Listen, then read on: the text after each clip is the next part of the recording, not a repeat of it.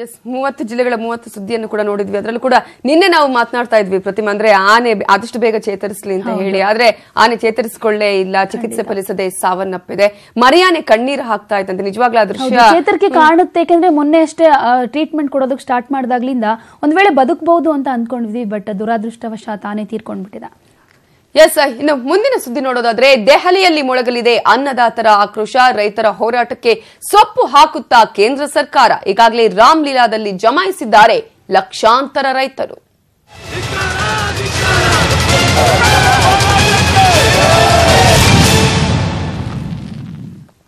ಸಾಲದ ಸುಳಿಗೆ ಸಿಲುಕಿರೋ ರೈತರನ್ನ ರಕ್ಷಿಸಿ ಬೆಳೆಗಳಿಗೆ ನ್ಯಾಯಯುತ ಬೆಲೆ ಕೊಡಿ ಅಂತ ಆಗ್ರಹಿಸಿ ಇವತ್ತು ದೆಹಲಿಯಲ್ಲಿ ಲಕ್ಷಾಂತರ ರೈತರು ಪ್ರೊಟೆಸ್ಟ್ ಮಾಡಲಿದ್ದಾರೆ. ದೇಶದ ವಿವಿಧ ಕಡೆಯಿಂದ ನಿನ್ನೆಯೇ ರಾಷ್ಟ್ರದ ರಾಜಧಾನಿಗೆ ಆಗಮಿಸಿರುವ ಅನ್ನದಾತರು ಕೇಂದ್ರದ ವಿರುದ್ಧ ಇವತ್ತು ರಣಕಹಳೆ ಮೊಳಗಿಸಿದ್ದಾರೆ. ರಾಷ್ಟ್ರ ರಾಜಧಾನಿಯಲ್ಲಿ ಅನ್ನದಾತರ ಆಕ್ರೋಶ. 200 ಸಂಘಟನೆಗಳು, ಲಕ್ಷಾಂತರ ರೈತರು.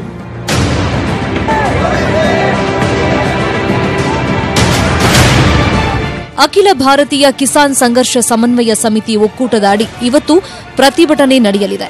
ಈಗಾಗಲೇ ದೇಶದ ವಿವಿಧ ಭಾಗಗಳಿಂದ 200ಕ್ಕೂ ಹೆಚ್ಚು ರೈತ ಸಂಘಟನೆಗಳ ರೈತರು ಆಗಮಿಸಿದ್ದು ಇಂದು ದೆಹಲಿ ಚಲೋ ನಡೆಸಲಿದ್ದಾರೆ. ದೆಹಲಿಯ ರಾಮ್ಲೀಲಾ ಮೈದಾನದಲ್ಲಿ ಲಕ್ಷಾಂತರ ರೈತರು ಜಮಾಯಿಸಿದ್ದು ಕೇಂದ್ರದ ವಿರುದ್ಧ ಸಮರ ಸಾರಿದ್ದಾರೆ. ಅನ್ನದಾತರು ಸಂಸತ್ ಮುತ್ತಿಗೆ ಯತ್ನಕ್ಕೂ ಮುಂದಾಗಲಿದ್ದಾರೆ ಎನ್ನಲಾಗಿದೆ.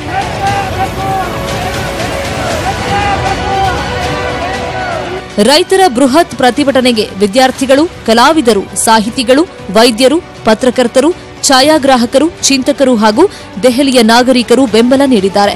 ಕರ್ನಾಟಕದ ಸುಮಾರು 3,000 ರೈತರು ಧರಣಿಯಲ್ಲಿ ಪಾಲ್ಗೊಂಡಿದ್ದಾರೆ. ತೊಗರಿ ಬೆಲೆ ಆಗಲಿ, ಕಬ್ಬಿನ ನಿಗದಿ ಆಗಲಿ, ಯಾವುದೇ ಒಂದು ಬೆಲೆಯ ಒಂದು ನಿಗದಿಪಡಿಸುವ ತನಕ ನಾವು ಹೋಗುವುದಿಲ್ಲ ಅಂತೇಳಿ ಈ ನಮ್ಮ ಮೀಡಿಯಾ ಮುಖಾಂತರ ತಮಗೆ ತಿಳಿಸುತ್ತೇವೆ. ಎಲ್ಲರೂ ಒಗ್ಗಟ್ಟಾಗಿ ನಾವು ಈ ಪಾದಯಾತ್ರೆಯನ್ನು ಮಾಡುತ್ತೇವೆ ಎಂದು ನಾವು ವಿನಂತಿ ಮಾಡಿಕೊಳ್ಳುತ್ತೇವೆ. ನಮ್ಮ ಬೇಡಿಕೆ ಅಂತಂದ್ರೆ ಬ್ಯಾಂಕ್ನಲ್ಲೆಲ್ಲ ಸಾಲ ಕೇಳಿದ್ರು, ಸಾಲ ಕೊಟ್ಟರು ನಾವೆಲ್ಲ ಬೆಳೆಗೆ ಹಾಕಿದ್ವು, ಬೆಳೆ ಬರಲಿಲ್ಲ. ಈಗ ಸಾಲ ಕಟ್ಟು ಅಂತ ಹೇಳಿ ಸಾಲ ನಾವು ಯಾವ್ದ್ರ ಕಟ್ಟೋದು? ಇವತ್ತಿನ ಪ್ರತಿಭಟನೆಗೆ ಎಡಪಕ್ಷಗಳ ನಾಯಕರು ಬೆಂಬಲ ನೀಡಿದ್ದಾರೆ. ಅಷ್ಟೇ ಅಲ್ಲದೆ ನಿನ್ನೆ ದೆಹಲಿಯಲ್ಲಿ ಪ್ರತಿಭಟನಾ ನಿರತ ರೈತರನ್ನ ಭೇಟಿ ಮಾಡಿದ ಮಾಜಿ ಪ್ರಧಾನಿ ಎಚ್.ಡಿ. ದೇವೇಗೌಡ ರೈತರ ಹೋರಾಟಕ್ಕೆ ಬೆಂಬಲ ಘೋಷಿಸಿದ್ದಾರೆ. Humiliation, the suffering of the farmers, their humiliation, you should realize, and the Prime Minister should personally take note of it. The farmers are committing everywhere in this country.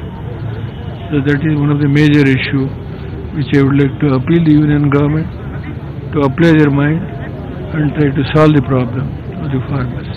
ಒಟ್ಟಾರೆ ಇವತ್ತಿನ ಹೋರಾಟಕ್ಕೆ ಪೊಲೀಸರೂ ಕೂಡ ಸಜ್ಜಾಗಿದ್ದು ಬಿಗಿ ಭದ್ರತೆ ಕೈಗೊಂಡಿದ್ದಾರೆ.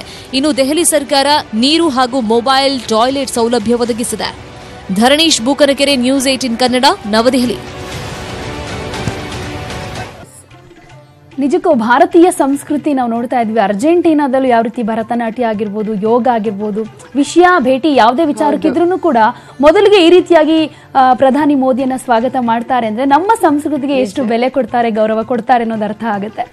ಹಾಗೆ ಪ್ರಧಾನಿ ಮೋದಿಯನ್ನ ನೀವು ಭೇಟಿ ಮಾಡಬೇಕಾ? ಹಾಗಾದ್ರೆ ನಮೋ ಆಪ್ ಮೂಲಕ ನೀವು ₹5 ಹಣವನ್ನ ಬಿಜೆಪಿಗೆ ದೇಣಿಗೆ ಕೊಡಬೇಕಂತೆ. ಆಗ ಒಂದು ಕೋಡ್ ಬರುತ್ತೆ ನಿಮ್ಗೆ, ಅದನ್ನ ನೀವು 100 ಜನರಿಗೆ ಕಳುಹಿಸಬೇಕು. ಆ 100 ಜನ ₹5 ದೇಣಿಗೆ ಕೊಟ್ರೆ ನಿಮ್ಗೆ ಮೋದಿಯನ್ನ ಭೇಟಿ ಮಾಡುವ ಅವಕಾಶ ಸಿಗುತ್ತೆ. ಒಟ್ಟಾರೆ ಬಿಜೆಪಿ ದೇಣಿಗೆ ಸಂಗ್ರಹಕ್ಕೆ ಒಂದು ಸಖತ್ ಪ್ಲಾನ್ ಮಾಡ್ಕೊಂಡಿದೆ. ಇನ್ನೊಂದ್ ಕಡೆ ಮೋದಿಯನ್ನ ಭೇಟಿ ಆಗಬಹುದು ಅನ್ನುವಂತ ಉದ್ದೇಶದವರೆಲ್ಲ ಕೊಡ್ತಾರೆ ಅಂತ. ಹಿಂದಿನ ಉದ್ದೇಶ ದೇಣಿಗೆ ಸಂಗ್ರಹ ಮಾಡೋದು ಅನ್ನೋದು ಗೊತ್ತಾಗುತ್ತೆ. ಇನ್ನು ಪ್ರವಾಹದಲ್ಲಿ ವ್ಯಕ್ತಿಯೊಬ್ಬ ಕೊಚ್ಕೊಂಡು ಹೋಗಿರೋ ಘಟನೆ ಬ್ರೆಜಿಲ್ನಲ್ಲಿ ನಡೆದಿದೆ. ಸಾವೋ ಪಾಲೋದಲ್ಲಿ ಭಾರಿ ಮಳೆಯಾಗಿ ಪ್ರವಾಹ ಶುರುವಾಗಿತ್ತು. ಬೈಕ್ನಲ್ಲಿ ಬರ್ತಾ ಇದ್ದ ವ್ಯಕ್ತಿಯೊಬ್ಬ ಪ್ರವಾಹದಲ್ಲಿ ಸಿಲುಕಿ ಕೊಚ್ಕೊಂಡು ಹೋಗಿದ್ದಾನೆ.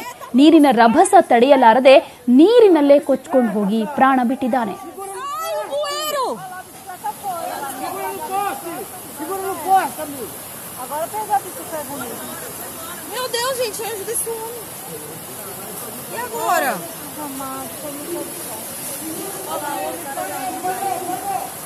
Ai, meu Deus!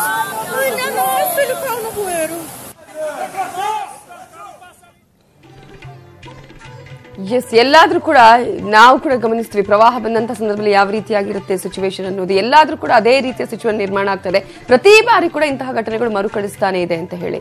ಹೌದು. ಇನ್ನು ಮುಂದಿನ ಭಾಗದಲ್ಲಿ ಸಾಕಷ್ಟು ಸುದ್ದಿ ಇದೆ. ಪ್ರಮುಖವಾಗಿ ನವಿತಾ, ಪೊಲೀಸ್ ಪ್ರಶ್ನೆ ಪತ್ರಿಕೆ ಲೀಕ್ ಪ್ರಕರಣಕ್ಕೆ ಸಂಬಂಧಪಟ್ಟ ಹಾಗೆ ಕಿಂಗ್ ಪಿನ್ ಶಿವಕುಮಾರ್ ಸಿಸಿಬಿ ಬಲೆಗೆ ಬಿದ್ದಿದ್ದಾರೆ. ಫುಲ್ ಡ್ರಿಲ್ ಕೂಡ ಮಾಡಿದ್ದಾರಂತೆ. ಹೇಗೆ ಯಾವ ರೀತಿಯಾಗಿ ವಿಚಾರಣೆ ನಡೀತು ಅನ್ನೋದ್ರ ಬಗ್ಗೆ ಡೀಟೇಲ್ಸ್ ಕೊಡ್ತೀವಿ. ಅದರ ಜೊತೆಗೆ ಸಾಕಷ್ಟು ಸುದ್ದಿ ಇದೆ, ಎಲ್ಲವನ್ನ ನೋಡೋಣ. ಅದಕ್ಕೂ ಮುಂಚೆ ಚಿಕ್ಕ ಬ್ರೇಕ್ ಆದ್ಮೇಲೆ ಬ್ರೇಕ್ಫಾಸ್ಟ್ ನ್ಯೂಸ್ಗೆ ಮತ್ತೆ ಸ್ವಾಗತ. ಈಗಾಗಲೇ ಪೊಲೀಸ್ ಪರೀಕ್ಷೆಯ ಪ್ರಶ್ನೆ ಪತ್ರಿಕೆ ಲೀಕ್ ಪ್ರಕರಣಕ್ಕೆ ಸಂಬಂಧಪಟ್ಟ ಹಾಗೆ ಕಿಂಗ್ ಪಿನ್ ಶಿವಕುಮಾರ್ಗೆ ಸಿಸಿಬಿ ಈಗಾಗಲೇ ಫುಲ್ ಡ್ರಿಲ್ ಮಾಡ್ತಾ ಇದೆ.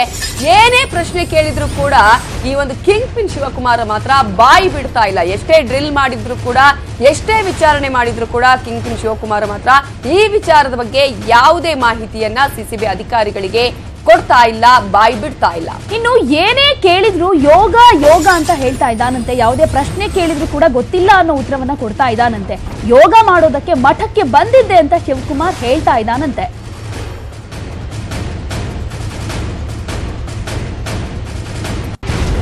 ಪೊಲೀಸ್ ಪಿಡಿಒ, ಎಫ್ಡಿಎ, ಎಸ್ಡಿಎ ಪ್ರಶ್ನೆ ಪತ್ರಿಕೆಗಳ ಎಲ್ಲವೂ ಕೂಡ ಲೀಕ್ ಮಾಡಲಾಗಿದ್ದು, ಪೇಪರ್ ತೆಗೆದುಕೊಟ್ಟವನಿಗೆ 2 ಕೋಟಿ ರೂಪಾಯಿಯ ಆಫರ್ ಅನ್ನು ಕೂಡ ನೀಡಲಾಗಿತ್ತು. ಒಂದು ಪೇಪರ್ಗೆ 8 ರಿಂದ 10 ಲಕ್ಷಕ್ಕೆ ಈತ ಮಾರಾಟವನ್ನು ಕೂಡ ಮಾಡಿರುವಂತಹ ಮಾಹಿತಿ ಸಿಸಿಬಿ ವಿಚಾರಣೆ ವೇಳೆ ಬಯಲಿಗೆ ಬಂದಿದೆ. ಇನ್ನು ಹಾಸನ ಜಿಲ್ಲೆಯಲ್ಲಿ ಸಿಕ್ಕಿಬಿದ್ದಿದ್ದ ಶಿವಕುಮಾರ್ ಕಲ್ಮಠ ಶಾಲೆಯಲ್ಲೇ ಸಿಕ್ಕಿಬಿದ್ದಿದ್ದ ಲೀಕ್ ಯಾವ ರೀತಿಯಾಗಿ ಮಾಡದ ಈ ಕ್ವಶನ್ ಪೇಪರ್ಸ್ ಅನ್ನ ಅನ್ನೋದ್ರ ಬಗ್ಗೆ ಮಾಹಿತಿ ಕಲೆ ಹಾಕಲಾಗ್ತಾ ಇದೆ.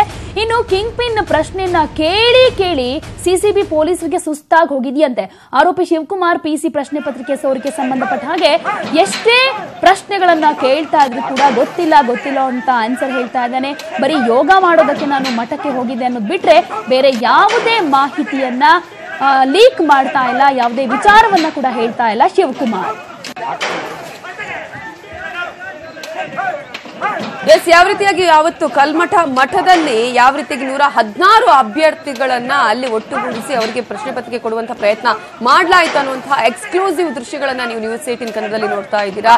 ಒಂದ್ ಕಡೆ ಈಗಾಗಲೇ ಆ ಒಂದು ಕಲ್ಮಠ ಶಾಲೆಯಲ್ಲಿ 116 ಅಭ್ಯರ್ಥಿಗಳಿಗೆ ಕೂಡ ಕ್ವಶನ್ ಪೇಪರ್ ಕೊಡೋದಕ್ಕೆ ರೆಡಿ ಮಾಡಲಾಗಿತ್ತು. ಆ ನಂತರ ಸಿಸಿಬಿ ಅಧಿಕಾರಿಗಳಿಗೆ ಗೊತ್ತಾಗಿ ಅಲ್ಲೇ ವಶಕ್ಕೆ ಕೂಡ ಪಡೆಯಲಾಯಿತು. 116 ಅಭ್ಯರ್ಥಿಗಳನ್ನು ಕೂಡ ಪೊಲೀಸರು ಅವರನ್ನ ವಶಕ್ಕೆ ಪಡೆದಿದ್ದಾರೆ. ಆ ಒಂದು ಕ್ವಶನ್ ಪೇಪರ್ ಕೂಡ ನೀವು ಗಮನಿಸಬಹುದು. ಅಲ್ಲೇ ಯಾವ ರೀತಿಯಾಗಿ ಲೀಕ್ ಮಾಡೋದಕ್ಕೆ ಪ್ರಯತ್ನ ಪಡಲಾಯಿತು, ಕ್ವಶನ್ ಪೇಪರ್ ಅವರಿಗೆ ಕೊಡೋದಕ್ಕೆ ಯಾವ ರೀತಿಯಾಗಿ ಪ್ರಯತ್ನ ಪಡಲಾಯಿತು ಅನ್ನುವಂತಹ ಎಕ್ಸ್ಕ್ಲೂಸಿವ್ ದೃಶ್ಯಗಳನ್ನ ನೀವೀಗ ನೋಡ್ತಾ ಇದ್ದೀರಾ.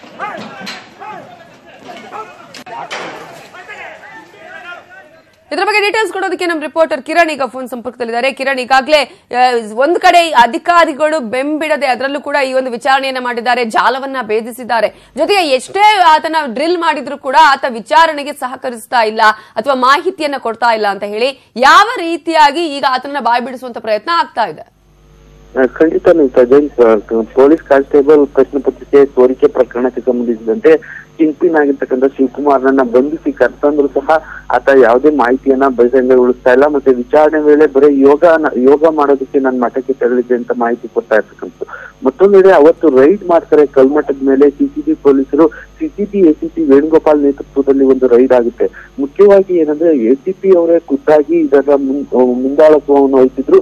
ಅಲ್ಲಿ ಶೌಚಾಲಯಕ್ಕೆ ಹೋಗೋದ ರೀತಿಯಲ್ಲಿ ಅಲ್ಲಿ ವಾಚ್ ಮಾಡಿದಂತ ಎಸಿಪಿ ನಂತರ ಎಲ್ಲೆಲ್ಲಿ ಜನ ಇದ್ದಾರೆ ಅಂತ ನೋಡ್ಕೊಂಡು ಅವ್ರ ಟೀಮ್ ಅನ್ನ ಕರೆಸ್ಕೊಂತಾರೆ. ನಂತರ ಆಂಬ್ಯುಲೆನ್ಸ್ ನಲ್ಲಿ ಒಳಗಡೆ ತೆರಳಿ ರೈಡ್ ಮಾಡಿರ್ತಕ್ಕಂಥದ್ದು. ರೈಡ್ ಮಾಡೋ ಸಂದರ್ಭದಲ್ಲೂ ಸಹ ಎಲ್ಲ ಇಬ್ಬರು ವಿದ್ಯಾರ್ಥಿಗಳು ಮೇಲಿಂದ ಬಿದ್ದು ಕೈಕಾಲು ಮುರಿದುಕೊಂಡಿರ್ತಕ್ಕಂಥದ್ದು. ರೈಡ್ ಮಾಡೋ ಸಂದರ್ಭದ ಎಕ್ಸ್ಕ್ಲೂಸಿವ್ ದೃಶ್ಯಗಳು ಸಹ ನಮ್ಮ ನ್ಯೂಸ್ 18ಗೆ ಸಿಕ್ಕಿರ್ತಕ್ಕಂಥದ್ದು. ಆ ದೃಶ್ಯಗಳಲ್ಲೂ ನೋಡ್ಬೋದು ವಿದ್ಯಾರ್ಥಿಗಳು ಎದ್ದು ಬಿದ್ದು ಓಡ್ತಾ ಇರ್ತಕ್ಕಂಥದ್ದು. ನಂತರ ರೈಡ್ ಮಾಡಿದಂತ ಎಸಿಪಿ ಅವ್ರಿಗೆ ಸಮಾಧಾನ ಪಡಿಸಿ ನಾನು ನಿಮ್ಗೆಲ್ಲರಿಗೂ ಸಹ ಕೆಲಸ ಕೊಡಿಸ್ತೀನಿ ಅಂತ ಹೇಳಿ ಅವರನ್ನ ತಡೆದು ಅಲ್ಲಿ ಇಳಿಸ್ಕೊಂಡಿರ್ತಕ್ಕಂಥದ್ದು. ನಂತರ ಕಿಂಗ್ ಪಿನ್ ಆಗಿರ್ತಕ್ಕಂಥ ಶಿವಕುಮಾರ್ನನ್ನು ಸಹ ಅಲ್ಲೇ ವಿಚಾರಣೆ ನಡೆಸಿರ್ತಕ್ಕಂಥದ್ದು.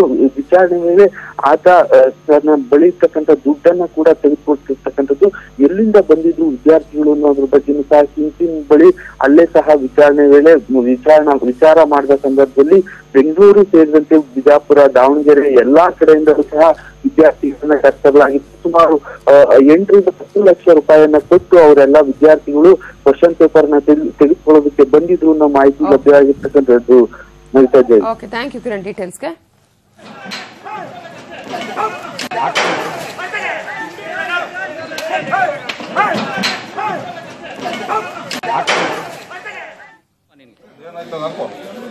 ಏನ್ ನಿನ್ನ ಹೆಸರೇನು? ಇಲ್ಲಿ ನೋಡು, ಮೇಲ್ ನೋಡು, ಏನ್ ಹೆಸರೇನು?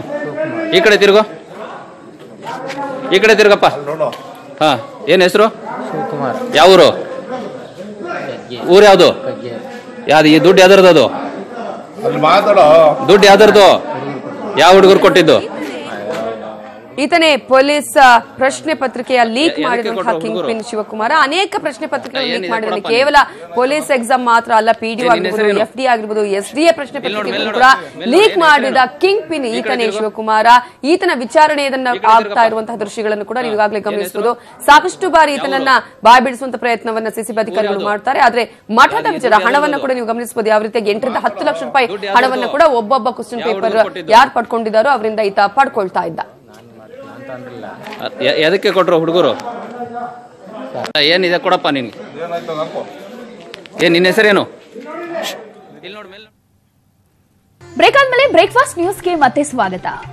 ದಾಯಾದಿಗಳ ಮತ್ಸರ ಪರಸ್ಪರ ಹೊಡೆದಾಟಕ್ಕೆ ಕಾರಣ ಆಗಿರುವಂತಹ ಒಂದು ಸುದ್ದಿ ಇದೆ. ಇದು ನಡೆದಿರೋದು ಹಾಸನ ಜಿಲ್ಲೆ ಚನ್ನರಾಯಪಟ್ಟಣ ತಾಲೂಕಿನ ಮದನಿ ಗ್ರಾಮದಲ್ಲಿ. ಕ್ಷುಲ್ಲಕ ಕಾರಣಕ್ಕೆ ರಾಮಕೃಷ್ಣ, ವಸಂತಮ್ಮ, ರಾಜೇಗೌಡ ಅನ್ನುವರ ಮೇಲೆ ಮಾರಕಾಸ್ತ್ರಗಳಿಂದ ಹಲ್ಲೆ ಮಾಡಲಾಗಿದೆ. ಅನಿಲ್ ಮತ್ತು ಸುನಿಲ್ ಅನ್ನುವರು ಈ ಹಲ್ಲೆ ನಡೆಸಿದ್ದು ಸರ್ಕಾರಿ ಆಸ್ಪತ್ರೆಯ ಸಿಸಿ ಕ್ಯಾಮೆರಾದಲ್ಲಿ ಈ ಮಾರಾಮಾರಿ ಸೆರೆಯಾಗಿದೆ. ಎರಡೂ ಕುಟುಂಬಗಳ ನಡುವೆ ಈ ಹಿಂದಿನಿಂದ ಆಸ್ತಿ ಕಲಹ ನಡೀತಾ ಇತ್ತು. ಇದೀಗ ಪೊಲೀಸರ ಮುಂದೆಯೇ ಈ ಗಲಾಟೆ ನಡೆದಿದೆ.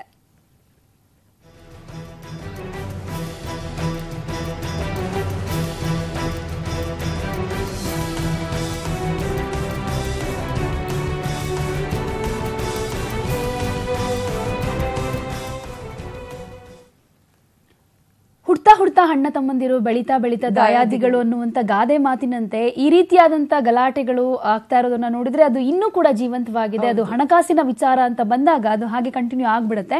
ಇನ್ನು ಕೊಪ್ಪಳದಲ್ಲಿ ಜಿಲ್ಲಾ ಪಂಚಾಯತ್ ಸದಸ್ಯ ಪತಿ ಹಾಗೂ ಶಾಸಕರ ಬೆಂಬಲಿಗರು ಮತ್ತೆ ದರ್ಪ ತೋರಿಸಿದ್ದಾರೆ.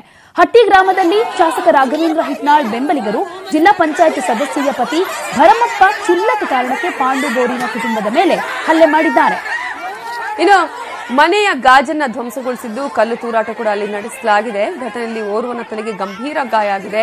ಆಸ್ಪತ್ರೆಗೆ ದಾಖಲಿಸಿ ಅಲ್ಲಿ ಚಿಕಿತ್ಸೆಯನ್ನ ಕೊಡಲಾಗ್ತಾ ಇದೆ. ಕಳೆದ 2 ದಿನಗಳ ಹಿಂದೆ ಈ ಘಟನೆ ನಡೆದಿದ್ದು ಸ್ಥಳಕ್ಕೆ ಅಳವಂಡಿ ಪೊಲೀಸರು ಭೇಟಿ ಕೊಟ್ಟು ಪರಿಶೀಲನೆ ಮಾಡಿದ್ದಾರೆ.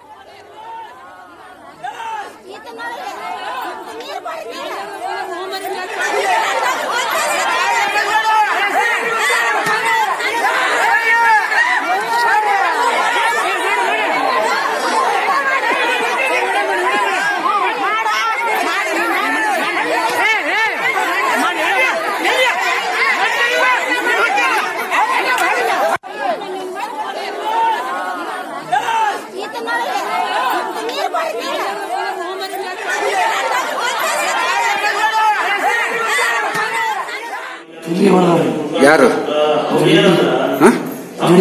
ಜಡ್ಪಿ ಹೆಸರೇನ್ರಿ? ಮರಮಣ್ಣ. ಎದಕ್ ಹೊಡೆದ್ರಿ? ಅವರು ನಂಬರ್ ನೋಡಕ್ಕೆ ನಿನ್ನೆ ಮನೆ ಒಬ್ಬರು ನೋಡ್ದ, ಇವತ್ತು ಮನೆ ಹೋಗಿ ಕೊಡಕ್ಕೆ ಬಾದ್ಲಿ ಹೋಗ್ಬರ್ಲಿ ಅಂದ್ರೆ ನಾನು ಮಾಡ್ತಾವ. ಕಲ್ಲು ಕರಿ ಬಡಿಗೆಲ್ಲ ಖಾರ ಹತ್ರಿ ಖಾರ ತಗೊಂಡ್ರಿ ಕಣ. ಅವ್ರು ಎಷ್ಟು ಜನ ಇದ್ರು ಅವರು? ಅದು ಜಗ್ಗಿದ್ರಿ, ಒಂದು ಭಾಳ ಮಂದಿದ್ರು ಅವರು. ಹಚ್ಚಕ್ಕ ಒಂದು ಒಳ್ಳೆ ಹೆಂಗ್ ಅನ್ಸಬೇಕು. ಅದು ಊರಲ್ಲಿ ಬಂದಿಲ್ಲ ಸರ್, ನಾವು ಫೋನ್ ಮಾಡಿದ್ರು ಕೂಡ ಊರಲ್ಲಿ ಬಂದಿಲ್ಲ. ಮತ್ತೆ ದಾರಿಯಲ್ಲಿ ಅವ್ರು ಜಡ್ಪಿ ಕಡೆ ಮಾತು ಕೇಳ್ಕೊಂಡು ಅವ್ರು ಅಲ್ಲೇ ಸ್ಟಾಪ್ ಮಾಡಿ ನಮ್ಗೆ ಈ ತರ ಹೊಡೆಯ ಮಟನ್ನು ಹೊಡೆದಾಡ್ಕೊಂಡು ಬಿದ್ರು ಕೂಡ ಅವ್ರಿಗೆ ಗಾಯ ಆಗಿರ್ಬೋದು. ಯಾರು ಹೋದ್ರಿ? ಜಡ್ಪಿ ಅವ್ರಿ ಸರ್. ಯಾರ ಹೆಸರು? ಜಡ್ಪಿ ಮೆಂಬರ್ ಅಂತ ಪರಮಪ್ಪ ನಗರ್ ಅಂತ ಹೇಳಿ MLA ಸಾಹೇಬರು ಇವತ್ತು ನಮ್ಗೆ 2 ದಿನ ನಾವು ಮನೆ ಹೋಗಿದ್ದು ಕಂಪ್ಲೇಂಟ್ ಕೊಡಬೇಡ್ರಪ್ಪ. ನಾವು ಬಂದು ತಂದೆ ಮಗನವ್ರು ಹೇಳಿದ್ರು, ನಿನ್ನೇನು ಬರ್ಲಿಲ್ಲ, ಇವತ್ತು ನಾವು ಸಾಯಂಕಾಲ ನೋಡಿದ್ವಿ, ಇವತ್ತೂ ಬರ್ಲಿಲ್ಲ, ನಾವು ನಾಳೆ ಬರ್ತಾರಂತ ಸುಮ್ಮನೆ ಬಿಟ್ವಿ. ನಮ್ಮ ಸಾಯಂಕಾಲ ಇಷ್ಟು ಪರಿಸ್ಥಿತಿ ಮಾಡಿದ್ರು ನೋಡ್ರಿ ಅವ್ರು. ಎಷ್ಟು ಮಂದಿ ಬರ್ತಾರೆ? ಅದು ಈಗ ಕೊಟ್ಟ ನಮ್ಮ ಕಡೆಗೆ 4 ರಿಂದ 5 ಮಂದಿ ಲೇಟ್ ಆಯ್ತು. ಎಷ್ಟೇ ಸಲ ಹೇಳಿದ್ರು ಕೂಡ ಮತ್ತೆ MLA ಅವರ ಬೆಂಬಲಿಗರು ಈ ರೀತಿಯಾಗಿ ದರ್ಪವನ್ನ ಮಾಡೋದು ಬಿಡೋದಿಲ್ಲ. ಎಷ್ಟೇ ಕೇಸ್ಗಳು ಜಡಿದ್ರು ಕೂಡ ಮತ್ತೆ ಇಂತಹ ಘಟನೆಗಳು ಮರುಕಳಿಸ್ತಾನೆ ಇರುತ್ತೆ ಅಂತ ಹೇಳಿ. ಹಾಗೇನೆ ಪ್ರತಿಮಾ ಯಾವಾಗ್ಲೂ ಟ್ರಾಫಿಕ್ ಅಂತ ಹೇಳ್ತಾ ಇರ್ತೀರಲ್ವಾ, ಇನ್ನು ಮುಂದೆ ಗ್ರೀನ್ ಎಲಿವೇಟೆಡ್ ಕಾರಿಡಾರ್ ಕೂಡ ಆರಂಭ ಆಗತ್ತಂತೆ. ಈಗಾಗಲೇ ನೀಲನಕ್ಷೆ ಕೂಡ ರೆಡಿ ಆಗಿದೆ. ಜೊತೆಗೆ 2019 ಜನವರಿಯಲ್ಲಿ ಇದಕ್ಕೆ ಗ್ರೀನ್ ಸಿಗ್ನಲ್ ಕೊಡಲಾಗುತ್ತೆ. ಹಾಗಾಗಿ ಆ ಸಂದರ್ಭದಲ್ಲಿ ಸಾಕಷ್ಟು ಪೂರ್ವ ಪಶ್ಚಿಮ ಕಾರಿಡಾರ್ ಆಗಿರಬಹುದು ಅಥವಾ ಬೇರೆ ಕಾರಿಡಾರ್ಗಳನ್ನ ನಿರ್ಮಾಣ ಮಾಡಿ ಒಂದು ರೀತಿಯ ಟ್ರಾಫಿಕ್ ಅನ್ನ ನಿಯಂತ್ರಣ ಮಾಡುವಂತಹ ಪ್ರಯತ್ನವನ್ನ ಮಾಡಲಾಗುತ್ತೆ. ಅದು ಸಕ್ಸಸ್ ಆಗುತ್ತಾ ಅಥವಾ ಮಸ್ಟ್ ಈಗ ಅಂದ್ರೆ ಸಾಕಷ್ಟು ಜನರು ಬೇಡ ಬೇಡ ಅಂತ ಹೇಳ್ತಾರೆ, ಅದಕ್ಕೆ ಸಾಕಷ್ಟು ವಿರೋಧವನ್ನ ವ್ಯಕ್ತಪಡಿಸ್ತಾರೆ, ಅವ್ರಿಗೂ ಕೂಡ ಸ್ವಾಗತವನ್ನ ಕೋರಿದಾರಂತೆ ಸಿಎಂ ಕುಮಾರಸ್ವಾಮಿ ಅವರು. ಬಹುತೇಕ ಮಂದಿ ಹೇಳೋದು ಟ್ರಾಫಿಕ್ ಮುಕ್ತ ಆದ್ರೆ ಸಾಕು ಅಂತ. ಆ ನಿಟ್ಟಿನಲ್ಲಿ ಈಗ ಕಾಮಗಾರಿ ಶುರುವಾಗಿದೆ ಅಂದ್ಮೇಲೆ ಆದಷ್ಟು ಬೇಗ ಮುಗಿಲಿ, ಸಕ್ಸಸ್ ಆಗ್ಲಿ ಅನ್ನೋದು ನಮ್ಮ ಆಶಯ. ಇನ್ನು ಮುಂದಿನ ಭಾಗದಲ್ಲೂ ಕೂಡ ಸಾಕಷ್ಟು ಸುದ್ದಿ ಇದೆ, ಸಿನಿಮಾ ಕ್ಷೇತ್ರದಾಗಿರ್ಬೋದು.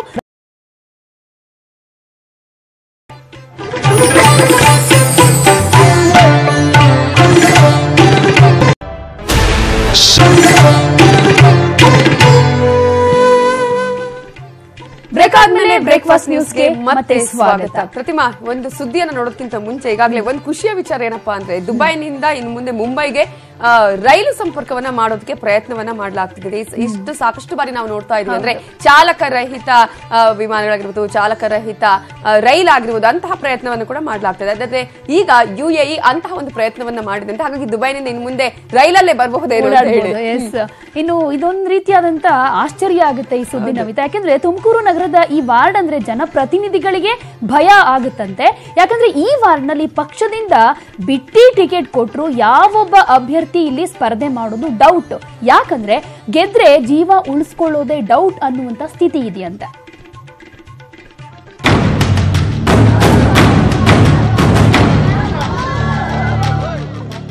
ತುಮಕೂರು ಮಾಜಿ ಮೇಯರ್ ಹಾಲಿ ಕಾರ್ಪೊರೇಟರ್ ಗಡ್ಡ ರವಿ ಹತ್ಯೆ ನಂತರ 22ನೇ ವಾರ್ಡ್ನಲ್ಲಿ ಚುನಾವಣೆಗೆ ಸ್ಪರ್ಧಿಸಲು ಅಭ್ಯರ್ಥಿಗಳಿಗೆ ನಡುಕ ಶುರುವಾಗಿದೆಯಂತೆ. ಈ ವಾರ್ಡ್ನಲ್ಲಿ ಸ್ಪರ್ಧೆ ಮಾಡಿ ಗೆದ್ದ ಇಬ್ಬರು ಕಾರ್ಪೊರೇಟರ್ಸ್ ಈಗಾಗಲೇ ಭೀಕರವಾಗಿ ಹತ್ಯೆಯಾಗಿದ್ದಾರೆ. ಇಬ್ಬರ ಹತ್ಯೆ ನಂತರ ಮೂರನೆಯವರು ನಾವಾಗ್ತೀವಿ ಅನ್ನೋ ಭಯದಿಂದ ಈ ವಾರ್ಡ್ ಸಹವಾಸವೇ ಬೇಡಪ್ಪ ಅಂತಾರೆ ಜನಪ್ರತಿನಿಧಿಗಳು. ಈ ವಿಚಾರವನ್ನ ಸ್ವತಃ ಸಣ್ಣ ಕೈಗಾರಿಕೆ ಸಚಿವರಾದ ಗುಬ್ಬಿ ಶ್ರೀನಿವಾಸ್ ಅವರೇ ಹೇಳಿದ್ದಾರೆ. ಈಗ ಅದೇ ವಾರ್ಡಲ್ಲಿ ಇಬ್ಬರು ಕೊಲೆ ಆದಂಗಾಯ್ತು. ಈಗ ಅಲ್ಲಿ ಚುನಾವಣೆ ನಿಂತ್ಕೊಳಕ್ಕೆ ಹೆದರ್ಕೊಂತಾರೆ. ನಾವು ಆಗ್ತೀವಿ ಅನ್ನೋದನ್ನ ಭಯದಿಂದ ಚುನಾವಣೆ ನಿಂತ್ಕೊಳಕ್ಕೆ ಹೆದರ್ತಕ್ಕಂಥ ಒಂದು ಪರಿಸ್ಥಿತಿ ಆ ವಾರ್ಡಲ್ಲಿ ನಿರ್ಮಾಣ ಆಗಿದೆ. ಅದು ತಪ್ಪಬೇಕು. 2010ರಲ್ಲಿ ಇದೇ ವಾರ್ಡ್ನ ಕಾರ್ಪೊರೇಟರ್ ಅಂಜನಿಯನ್ನ ಬಟ್ವಾಡಿ ರೈಲ್ವೆ ಟ್ರ್ಯಾಕ್ ಬಳಿ ಅಟ್ಟಾಡಿಸಿಕೊಂಡು ಕೊಂದಿದ್ರು. ಇದಾದ ಬಳಿಕ ಗುರುವಿನ ಸ್ಥಾನಕ್ಕೆ ಶಿಷ್ಯ ಗಡ್ಡ ರವಿ ಸ್ಪರ್ಧೆ ಮಾಡಿ ಗೆದ್ದು ಕಾರ್ಪೊರೇಟರ್ ಆಗಿದ್ರು. ಅವರನ್ನು ಕಳೆದ ಸೆಪ್ಟೆಂಬರ್ 31ರಂದು ಬಟ್ವಾಡಿ ಹೆದ್ದಾರಿ ಪಕ್ಕದಲ್ಲೇ ಹಾಡಹಗಲೇ ಕೊಲೆ ಮಾಡಲಾಯಿತು. ಹೀಗಾಗಿ ರೌಡಿಗಳ ಕೊಂಪೆಯಾಗಿರೋ ಈ ವಾರ್ಡ್ನಲ್ಲಿ ಯಾರು ಎಲೆಕ್ಷನ್ಗೆ ನಿಲ್ಲೋಕೆ ಮುಂದೆ ಬರ್ತಾ ಇಲ್ಲ.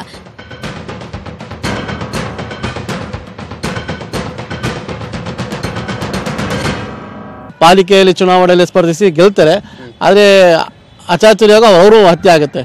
ಈ ಥರ ನೋಡ್ತಾ ಇದ್ರೆ ಇಲ್ಲೆಲ್ಲೋ 22ನೇ ವಾರ್ಡಲ್ಲಿ ಏನೋ ಬರೀ ರೌಡಿಸಮ್ದೇ ವಾರ್ಡ್ ಏನಾದರೂ ಆಗಿದೆಯಾ, ಅವರೇನಾದರೂ ತಮ್ಮ ಕಪ್ಪು ಮುಷ್ಟಿಯಲ್ಲಿ ತಗೊಳ್ಳೋಕ್ಕೆ ಅವರೇನಾದರೂ ವ್ಯವಸ್ಥೆ ಮಾಡ್ತಾ ಇದ್ದಾರೆ ಅಂತ.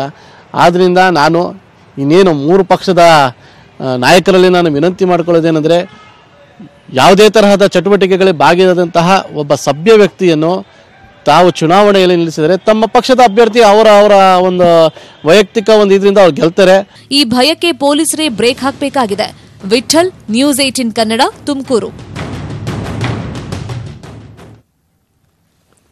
ಅನ್ಯ ಧರ್ಮದ ಯುವಕ ಯುವತಿಯ ಪ್ರೇಮ ಪ್ರಕರಣ ಕಲಬುರಗಿ ಹೈಕೋರ್ಟ್ ಪೀಠದಲ್ಲಿ ಸುಖಾಂತ್ಯ ಕಂಡಿದೆ. 2 ಕುಟುಂಬಗಳ ಪರ ವಕೀಲರ ವಾದ ಆಲಿಸಿದ ಹೈಕೋರ್ಟ್ನ ವಿಭಾಗೀಯ ಪೀಠ ತನ್ನ ನಿರ್ಧಾರದ ಪ್ರಕಾರ ಮುಂದಿನ ಹೆಜ್ಜೆ ಇಡಬೇಕು ಅಂತ ಯುವತಿಗೆ ಸಲಹೆ ಕೊಟ್ಟಿದೆ. ಹಾಗೆಯೇ ಕಲಬುರಗಿಯ ಕುವೆಂಪು ನಗರದ ಸುರೇಶ್ ಹಾಗೆಯೇ ನಶ್ವಾತ ಸೆಹೈನ ಪ್ರೀತಿ ಮಾಡ್ತಾ ಇದ್ರು. ಮದುವೆ ಆಗೋದಕ್ಕೆ ರಕ್ಷಣೆ ಕೊಡುವಂತೆ ಕಲಬುರಗಿ ಮಹಿಳಾ ಪೊಲೀಸ್ ಠಾಣೆಗೆ ಮೊರೆ ಹೋದಂತಹ ಸಂದರ್ಭದಲ್ಲಿ ಪೊಲೀಸರು ಯುವತಿಯನ್ನ ರಾಜ್ಯ ಮಹಿಳಾ ನಿಲಯಕ್ಕೆ ಸೇರಿಸಿದ್ರು. ಇದನ್ನ ಖಂಡಿಸಿ ತನ್ನ ಪ್ರೇಯಸಿಯನ್ನ ಹುಡುಕಿ ಕೊಡಬೇಕು ಅಂತ ಹೇಳಿ ಸುರೇಶ್ ಹೈಕೋರ್ಟ್ಗೆ ಹೇಬಿಯಸ್ ಕಾರ್ಪಸ್ ಅರ್ಜಿಯನ್ನು ಕೂಡ ಸಲ್ಲಿಸಿದ್ದ. ಹೈಕೋರ್ಟ್ ಸೂಚನೆಯಂತೆ ಯುವತಿಯನ್ನ ನ್ಯಾಯಾಲಯದ ಮುಂದೆ ಹಾಜರುಪಡಿಸಲಾಗಿತ್ತು. ತನ್ನ ಪ್ರಿಯತಮನ ಹಿಂದೆಯೇ ಹೋಗ್ತೇನಿ, ಆತನನ್ನ ಮದುವೆ ಆಗ್ತೀನಿ ಅಂತ ವಿಚಾರಣೆಯ ವೇಳೆ ಯುವತಿ ನ್ಯಾಯಾಧೀಶರ ಮುಂದೆ ತಿಳಿಸಿದ್ದಾಳೆ. ಯುವತಿ ಮೇಜರ್ ಆಗಿರೋದ್ರಿಂದ ಸ್ವಂತ ನಿರ್ಧಾರವನ್ನ ಕೈಗೊಳ್ಳೋದಕ್ಕೆ ಶಕ್ತಳಾಗಿದ್ದು ಸೂಕ್ತ ನಿರ್ಧಾರ ಕೈಗೊಳ್ಳುವಂತೆ ಸಲಹೆಯನ್ನ ನೀಡಿದೆ. ಯುವಕ ಮತ್ತು ಯುವತಿಗೆ ಸೂಕ್ತ ಭದ್ರತೆ ಕಲ್ಪಿಸಬೇಕು ಅಂತ ಪೊಲೀಸ್ ಅಧಿಕಾರಿಗಳಿಗೆ ಪೀಠ ಸೂಚಿಸಿದೆ.